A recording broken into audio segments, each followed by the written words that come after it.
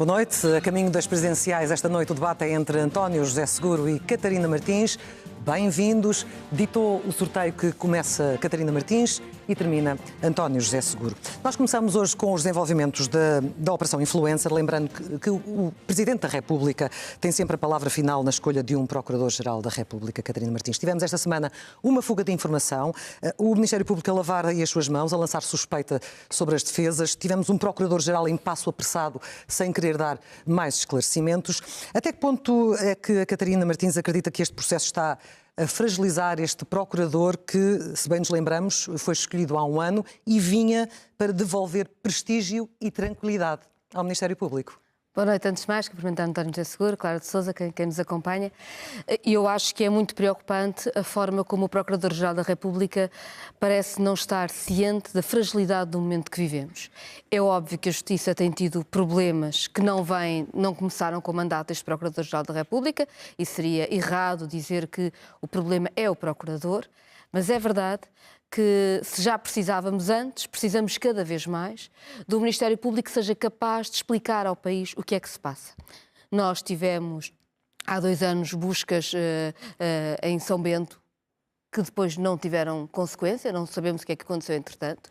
Tivemos uma afirmação de que o Primeiro-Ministro estaria em investigação, que aliás esteve na origem da queda do governo, e não sabemos nada sobre esse processo. Parece-me que é complicado explicar isto e acho que a publicação das escutas, digamos, é uma coisa, enfim, que não podia ter acontecido. Mas está ou não a ser fragilizado com este processo neste momento? Fica fragilizado. Fica fragilizado. E fica fragilizado não é por estar em causa um Primeiro-Ministro, que é grave, claro que é grave, porque qualquer insinuação de que a Justiça queira condicionar a política é grave, como se a política quiser condicionar a Justiça. O Estado de Direito Democrático precisa da separação de poderes.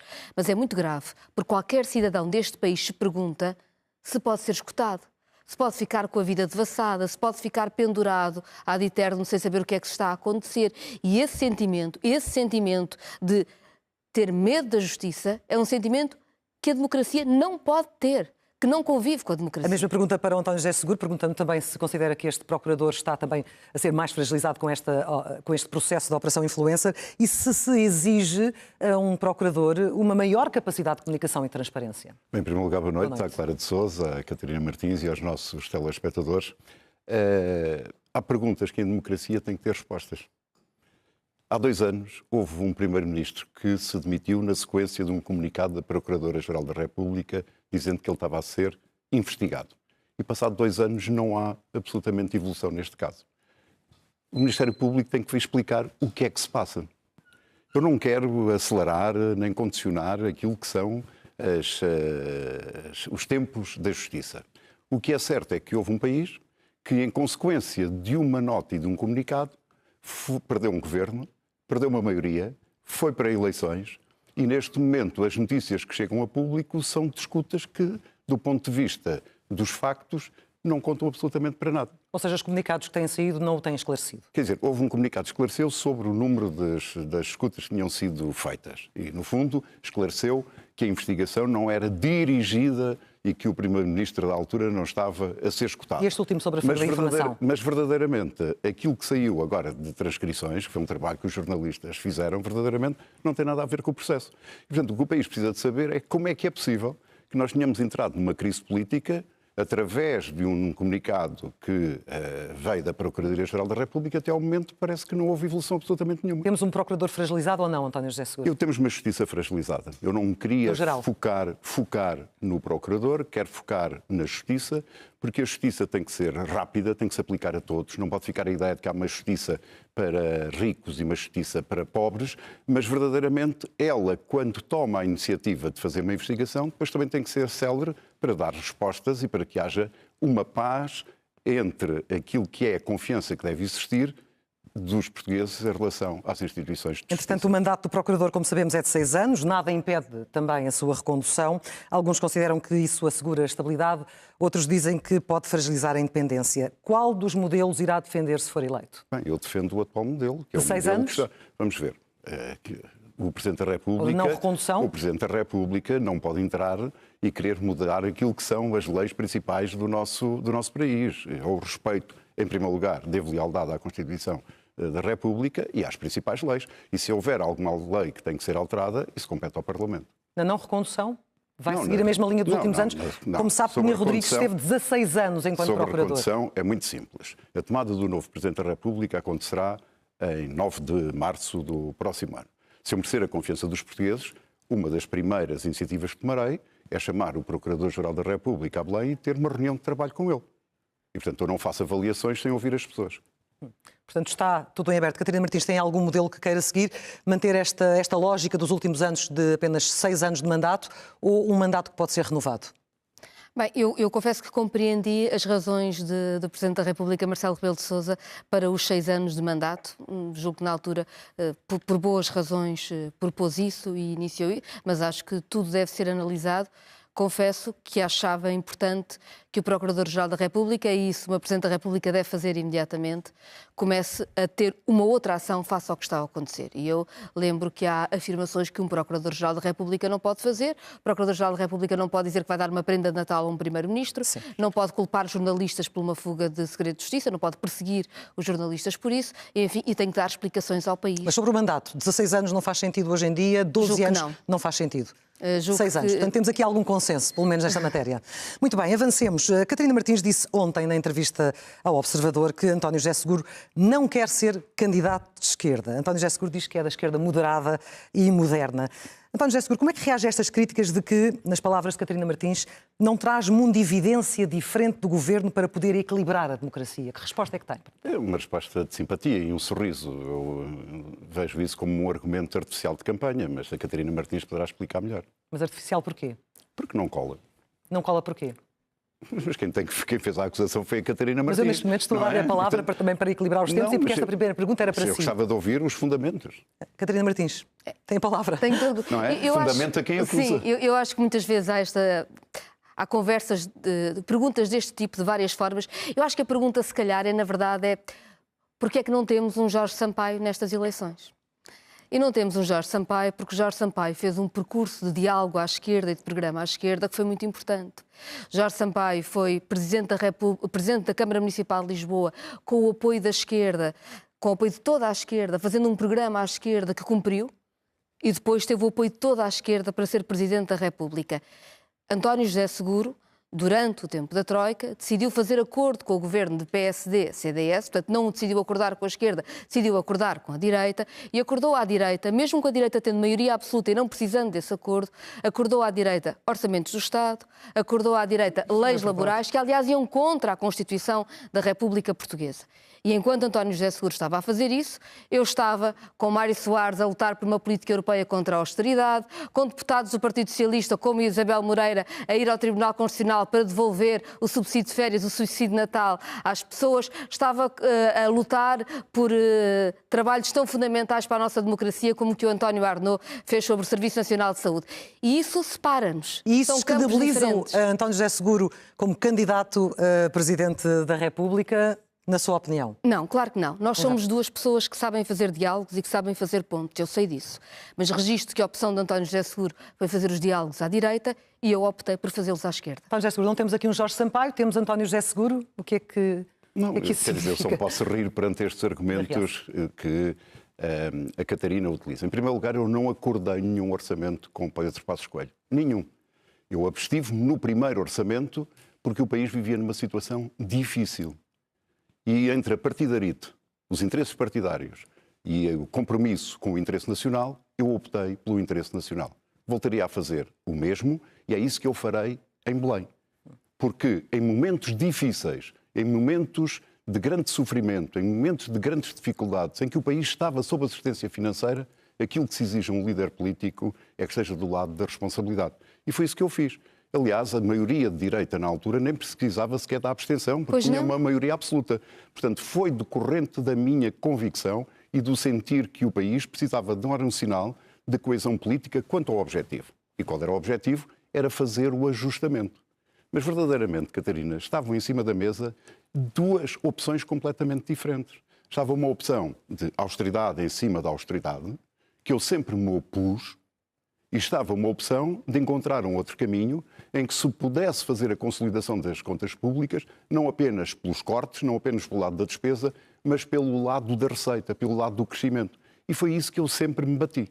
Por isso, Eu tive esta opção de responsabilidade e, simultaneamente, alternativa. E representa a esquerda de que o país precisa agora, mais do que Catarina Martins? O que é que o diferencia da candidata que está hoje à sua frente? Quer dizer, eu não procuro diferenças com a candidata que está à minha frente, uma razão muito simples, não. Eu avancei antes da Catarina se apresentar, ou sequer estar a pensar se era candidata ou não, pelo menos em termos públicos.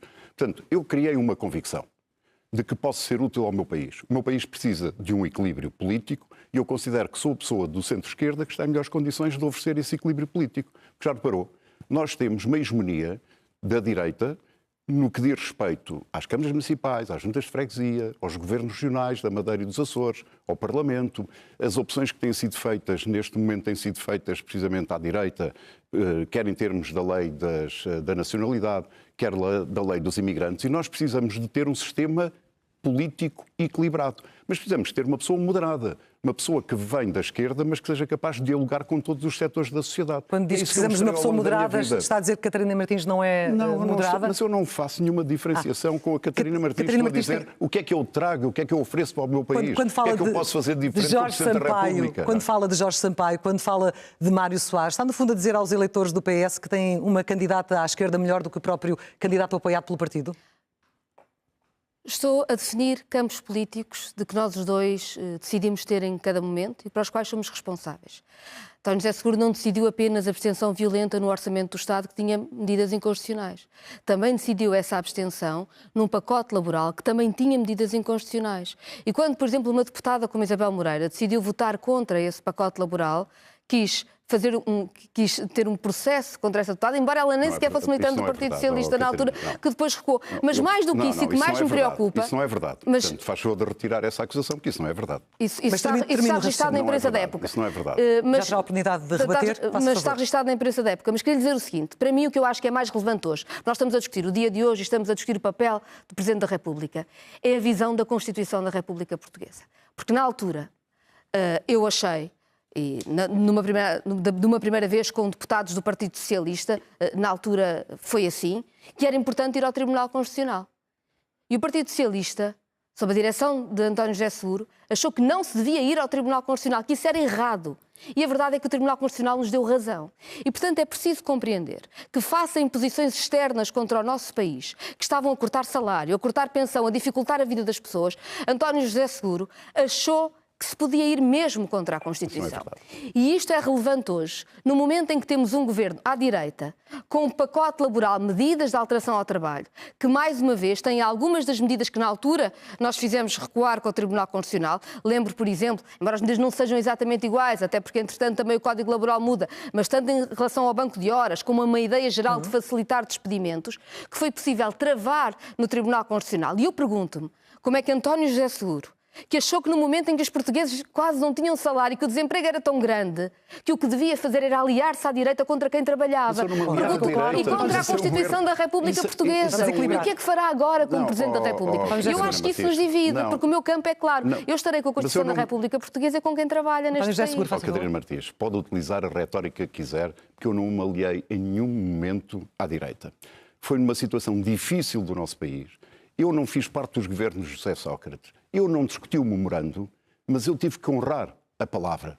E por isso, tudo aquilo que estava no memorando, eu disse que honrava. Porque a situação era difícil do nosso país. Mas tudo aquilo que não estava no memorando, eu opus-me. E quando fala, por exemplo, no pacote laboral, eu opus-me, por exemplo, à extinção de feriados. E votei contra. Eu opus-me, por exemplo, ao banco de horas individual. E votei contra. Portanto, se quer falar dessa época, eu digo isso com muita clareza. E mais... Foi graças a mim, e aí sim eram precisos os votos do Partido Socialista, e eu não coloquei os votos do Partido Socialista, para fazer uma revisão constitucional. Para pôr, por exemplo, um limite ao déficit e ao endividamento na Constituição da República.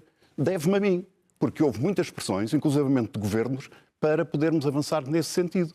Como, por exemplo, a luta que fizemos contra as alterações na TSU, com as implicações que isso tinha na Segurança Social. Portanto, não me venha dizer que eu me aliei à direita. Pelo contrário, eu afirmei um caminho alternativo. E quando foi necessário defender o meu país, meti-me num avião e fui a Bruxelas, e fui a Paris, e fui a Berlim para defender investimentos na Alta Europa, para defender que havia uma alternativa baseada no crescimento e não apenas em cortes, em cortes, em cortes, em austeridade. Temos de avançar. Repito para Catarina Martins, mas temos de avançar. Sim, avançaremos, mas há uma coisa, Catarina. Nessa altura, qual era o seu modelo económico que propunha? era igual àquilo que o Syriza aplicou na Grécia. E sabe o que é que isso deu? Deu mais sofrimento, deu menos pensões, deu menos salários, deu mais sofrimento para o povo grego. E eu nunca quis fazer em Portugal aquilo que o Syriza fez na Grécia. Em 2015 eu fiz um acordo que permitiu tirar a direita do governo e repor o que a Troika tinha cortado, também com a sua abstenção. E absteve-se no pacote laboral e não devia. Mas digo-lhe mesmo mais. Acho até que fez mal, em 2013, em ter chegado a negociar a possibilidade de um governo tripartido e ter sido preciso Mário Soares vir dizer que podia haver uma cisão no Partido Socialista se avançasse. Isso não é verdade. Isso está tudo documentado. Isso eu não é tenho verdade. talvez Desculpa, Catarina, esta sina de ter memória. Mas, sobretudo, é preciso discutir. Não houve nenhum governo. Está não houve documentado. negociações para Está nenhum documentado governo. Não vamos ficar presos neste assunto do passado, temos de olhar para o futuro. O que eu quero dizer, Temos que ser sérios, Catarina. e eu estou a ser séria. Mas não houve nenhuma negociação para um governo. Houve uma negociação e isso está registado, aliás, na imprensa da época, facilmente se Isso não encontra. é justo o que está a dizer. Porque isso não é verdade. Não houve nenhuma negociação. Eu tenho a certeza absoluta de que Ficará para o fact-check. Foi uma proposta. Ficará para o fact-check. Vamos concluir, Catarina. Eu só queria concluir dizendo o seguinte. Porque é que isto é relevante? Não é pelo facto de eu ter esta coisa da memória que às vezes até é um peso sobre nós. É porque quando foi preciso escolher entre a Constituição ou a austeridade, escolheu a austeridade. Quando foi preciso escolher entre a imposição externa ou defender o país, escolheu a imposição externa. E é por isso que quando agora temos um governo que de tal forma está contra a Constituição, nós temos uma situação em que precisamos de uma Presidente da República que seja capaz de fazer as pontes, que esteja onde é preciso e que faça frente ao governo para defender a Constituição da República Portuguesa e Portugal, se for preciso. Olhemos em frente. Não, quero fechar, mas vamos quero fechar este dizer assunto, não podemos ficar presos no passado. Não, isso é verdade, não fui eu que o coloquei. Vamos lá, não é? vamos concluir. E, portanto, é só para lhe dizer que isso não é verdade. Nunca houve negociação em termos de governo. O que houve foi uma iniciativa do Presidente da República de então, no sentido de se trabalhar num acordo de salvação nacional. E sabe o que é que eu propus? Que todos os partidos fossem envolvidos nessa discussão. E sabe o que é que a Catarina fez? Disse, não, o Bloco de Esquerda não entra. O que estava em causa, é verdade, o que estava em causa era encontrarmos uma solução, um outro caminho. E quando foi preciso juntar-se a nós para afirmarmos esse caminho de crescimento que valorizava o emprego, a Catarina disse, não.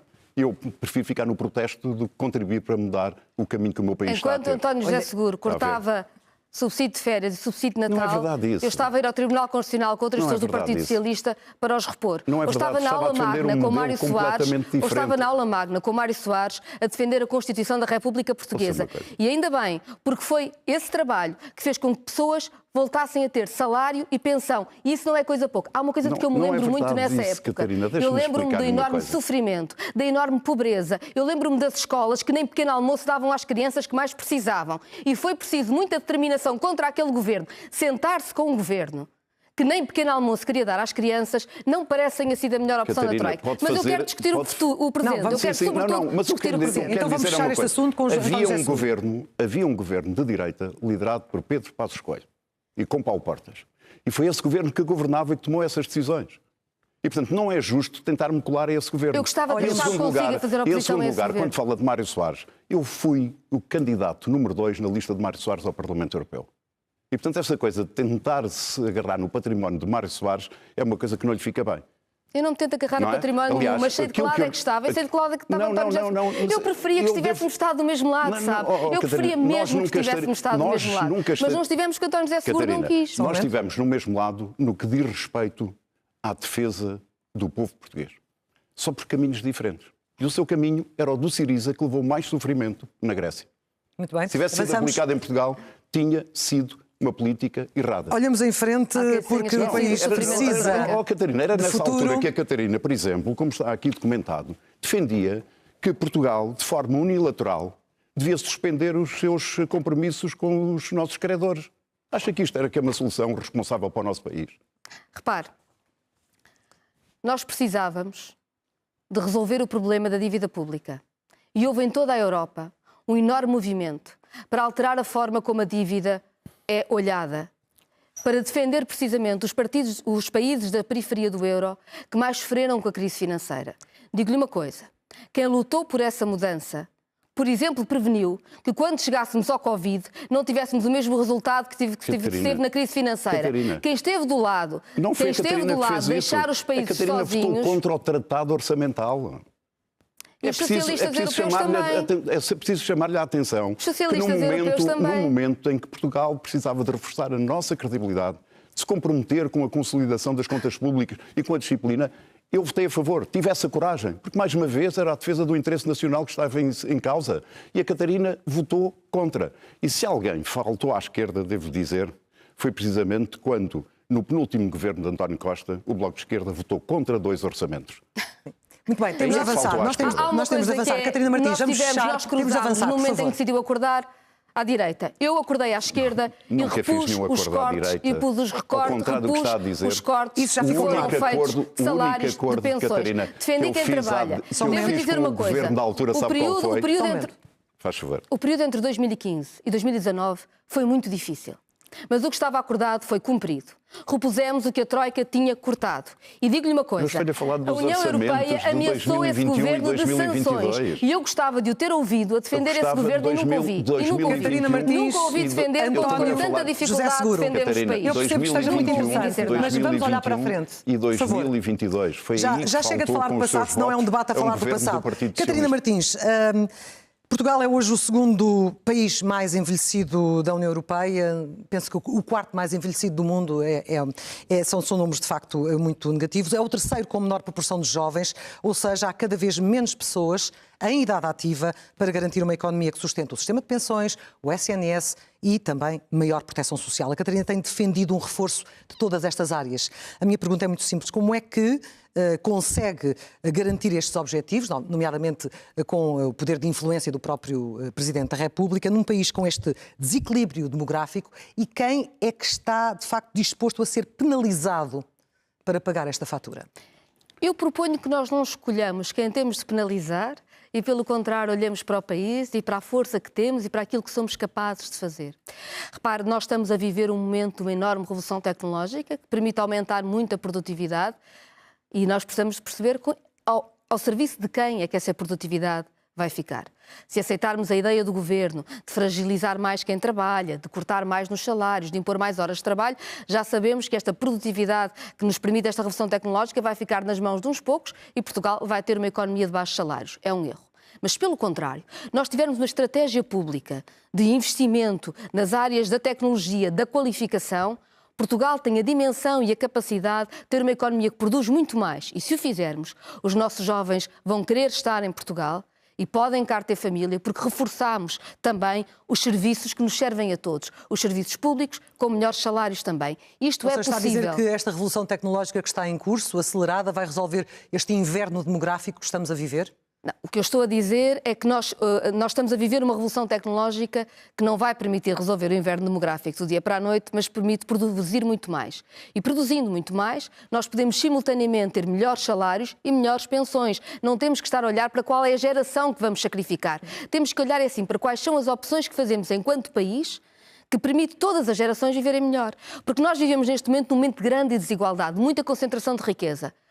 Porque não discutimos como é que estamos a distribuir a produtividade da riqueza extraordinária que esta revolução é capaz de produzir. Se discutirmos isso e distribuirmos melhor, seguramente não temos que pôr as gerações uma contra as outras ou escolher. Podemos ter melhor vida para toda a gente. António José Seguro, que prioridade é que dará enquanto Presidente a este problema do envelhecimento do país? Que mudanças concretas defenderia enquanto Presidente junto do Governo? Bem, em primeiro lugar, eu terei em cada ano, se merecer a confiança dos portugueses, uma causa. A primeira das causas no primeiro ano é um pacto, uma aliança, para promovermos o acesso à saúde por parte de todos os portugueses, independentemente do local onde residam e do dinheiro que têm no bolso. Nós precisamos de saúde a tempo e horas. E no segundo ano, disse-lhe aliás aqui numa entrevista, Clara de Sousa, é precisamente a questão da demografia.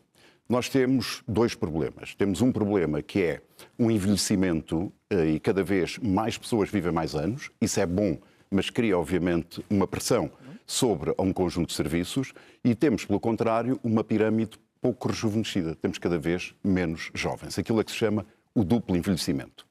Quando nós olhamos para a taxa de natalidade, vimos uma quebra, mas também na taxa de fecundidade tem havido aqui uma constância em relação a isso. Quer dizer que nós também não podemos obrigar as mulheres a terem mais filhos. Portanto, esta questão obriga-nos a olhar para a economia, para que temos uma economia de alto perfil, uma economia não baseada em baixos salários, mas na qualificação e na inovação, e que seja uma economia que precise de menos mão de obra intensiva. E, portanto, uma economia mais tecnológica. Portanto, estes 2 planos têm que agir no sentido de haver aqui um complemento e termos uma sociedade em que as pessoas vivam melhor, vivam mais felizes e, sobretudo, tenham salários mais elevados. E isso é importante para quê? Para fixar os jovens. Também, exatamente, eu ia lançar precisamente a questão dos jovens, porque quando apresentou os seus candidatos para a juventude, insistiu na ideia de esperança, de que a juventude está no centro do futuro seguro, é o seu slogan para esta campanha. O que é que esse futuro seguro significa para quem tem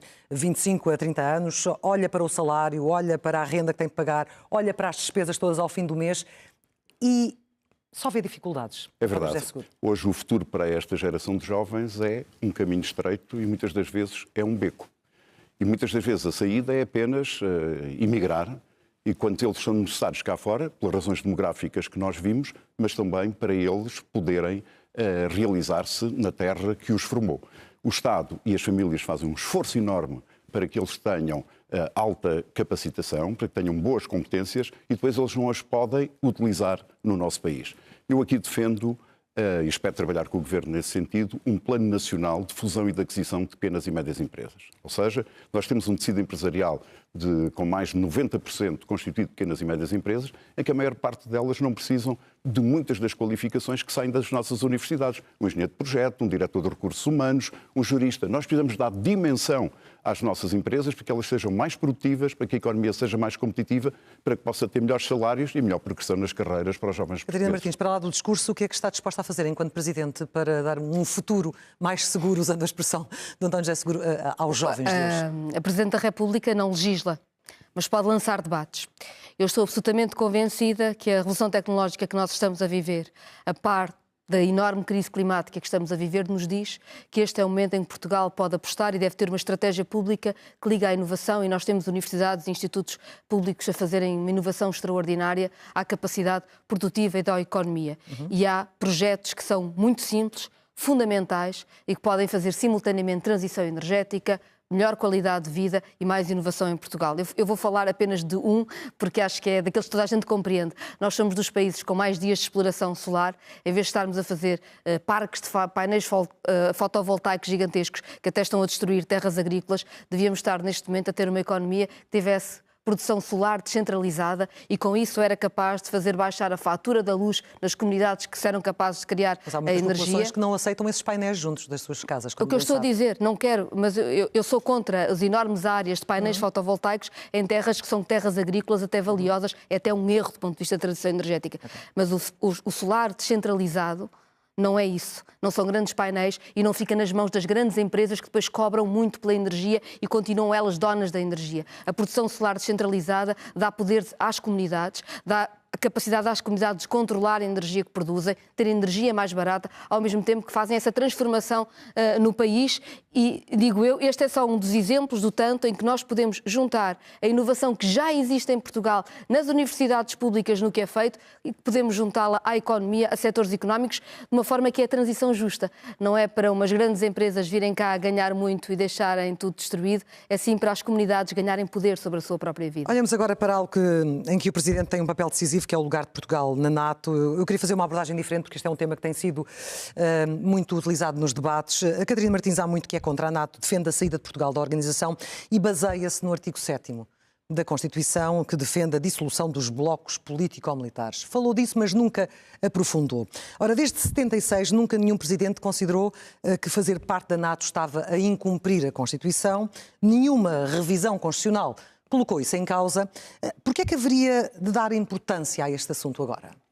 Bem, em primeiro lugar, o papel do Presidente da República é defender a Constituição. E a Constituição apela, não apela a saída nenhuma, mas diz que Portugal deve ter uma posição no mundo que seja condizente com a dissolução dos blocos político-militares e, portanto, essa posição de princípio devemos ter. Eu devo dizer, aliás, que o Partido Socialista também teve no seu programa que era preciso a dissolução tanto do Pacto de Varsóvia como da NATO. O Pacto de Varsóvia já foi dissolvido, a NATO ainda não foi. Portanto, eu diria que esta é a história da democracia portuguesa, é construída assim e é assim a Constituição.